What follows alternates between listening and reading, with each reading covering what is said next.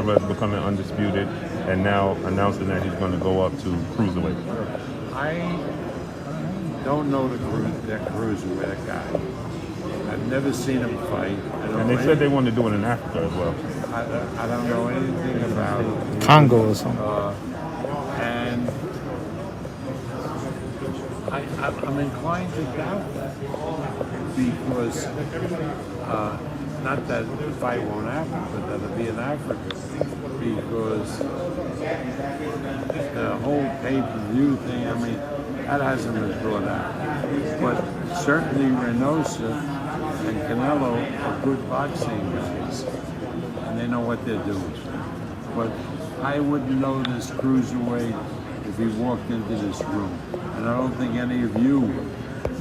What's your thoughts on Jaron Butenis? Who? Jaron Butenis. He's pretty good fighting. All my people, my matchmakers say he's the real deal, and he is a terrific fighter. You know, how does he do against the top welterweights around? We'll have to see. But no question, he's the goods. He's a terrific fighter. Now, what's your thoughts on Shakur Stevenson wanting to fight Oscar Valdez? Valdez said that it only makes sense for them to fight each other next. What's your thoughts on making that fight happen next? Who says? Oscar Valdez. He said it only makes sense to have that fight happen next, to unify. They tell me different. They tell me that they want to do the Navarrete fight, and Navarrete wants to do the Valdez fight. So that fight will happen. Meanwhile, Shakur, there's a lot of fights we can make for Shakur, one of which could be Lomachenko, which is the fight that I want to see. I think everybody wants to see that Absolutely. fight. Well, appreciate you, Bob. Thank you. Thank you, Bob. Bob, can you elaborate on that? You're basically saying that Lomachenko in victory on December 11th could be in position to fight Shakur Stevenson? I'm saying that's the fight I want to see. I haven't talked to Lomachenko about it. I haven't talked to Shakur about it. But I'm a fan like everybody else. And that's the fight that I like to see. Yeah, I mean, so much talent would be in that ring, right? You've got. It's great. That's what I'd like to see. Makes sense. What's your thoughts on Lomachenko as he heads into that fight? I mean, against Comey, we've seen what he can do in the past. Yeah, he had a tough night against Teofimo, but pretty talented fighter. What's your expectation for what goes down? I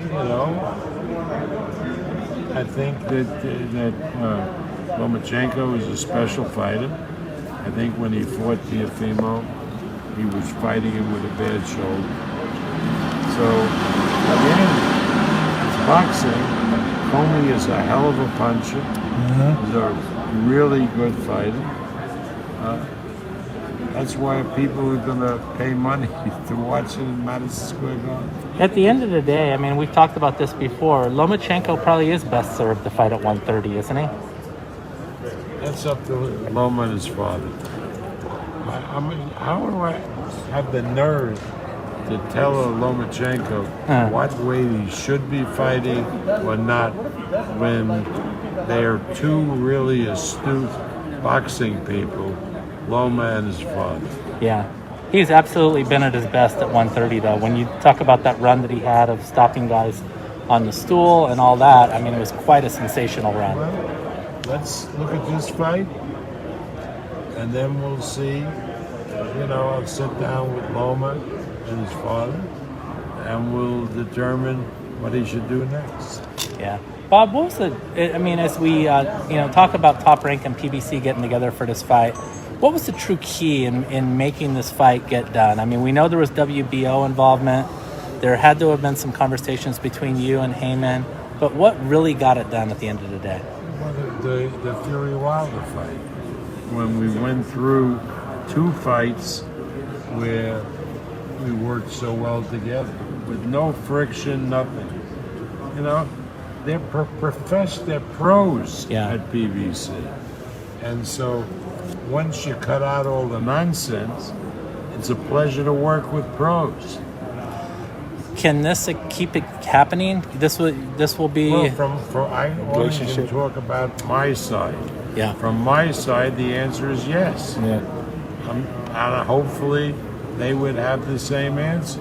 Yeah, I mean, I thought there was a key moment at the news conference, not this one, but last time, the introductory news conference, where Terrence was sort of going after Tom Brown, and you're the one who interrupted and tried to play the mediator and said, like, hey, it's a new day. So long you've waited for that new day to arrive. Are we really on the brink of that happening? As far as Top Rank is concerned, it's a new day. Mm-hmm. I can only speak for Top Rank. Yeah. What other fights are you looking at that would be perfect, in working in unison? Ask the matchmakers. What about Davis and Lomachenko? If you What? could do that. What about Davis and Lomachenko? Yeah, I would like. Tank. I would love the fight. I would love to see. It's, again, me. Doesn't mean it's going to happen. The fight that I would love to see is Teofimo and Davis. That'd be a hell of a That fight. would be a Hell of a fight. tremendous fight. Yeah. Now you're talking about these arguments: who is going to win, who's not going to win. Tremendous fight. So that's what I'll try to make, assuming Teofimo gets through his fight and Davis gets through his fight. I'll call Floyd up or Al and try to make that fight. Yeah, it's perfect. They're right on the calendar together. I mean, easy, right? From that standpoint. Agree. And everybody would have to agree that it was a terrific fight. And you guys are already building relationships, so that's a good thing Yeah. from the Wilder Fury experience. That's And then correct. this fight. Absolutely. So now here we are. Absolutely. You know what I mean? Yep. Good job. Bob, what is the latest with Tyson Fury? What do you mean the latest? Fight? Any discussions with like Dillian White? Do you any idea about when a next fight date would be? The ball now is in Joshua's court. Oh. Joshua can step aside and let Usyk fight Fury. Or Joshua can say, no, I've got to fight Usyk and I have a contract.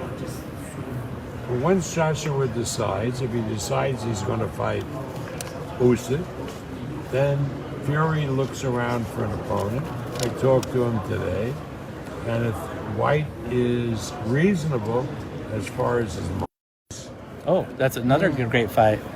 What was your initial reaction when you heard of Canelo moving up to get a cruiserweight title to challenge the WBC cruiserweight champion, Makabu?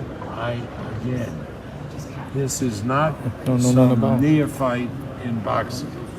These Eddie Reynoso and Canelo are smart boxing people, and if they want to fight this cruiserweight, they know what they're doing, and I'm not gonna second guess them because it'd be ludicrous. I don't even know this guy. Right.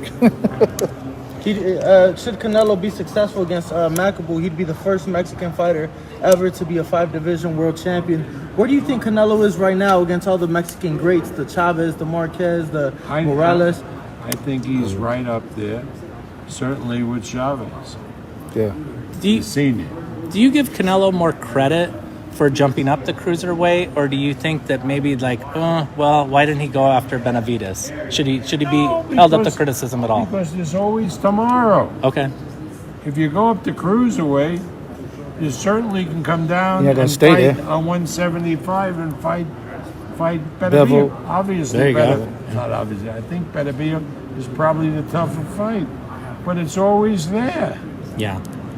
And again, just to finish up the Fury conversation, Dillian White fight obviously could take place in the UK. Seems like you guys would probably put it here in the US, though. No, No? quite the contrary. What would happen? It's bigger, huh? We wouldn't put it in the United States because nobody knows who the hell Dylan White is in the United States. Makes sense. We would do that fight in the UK. The money's in the UK for that fight. Exactly. Slam dunk. So again, calendar-wise, I mean, a couple weeks, maybe another Well, month. look, I talked to Fury this morning.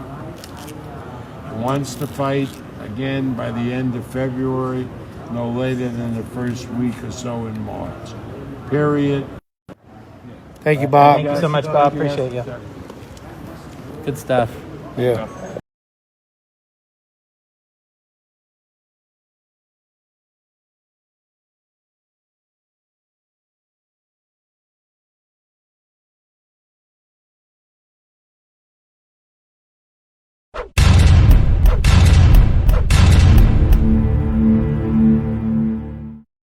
Brawlers, baby.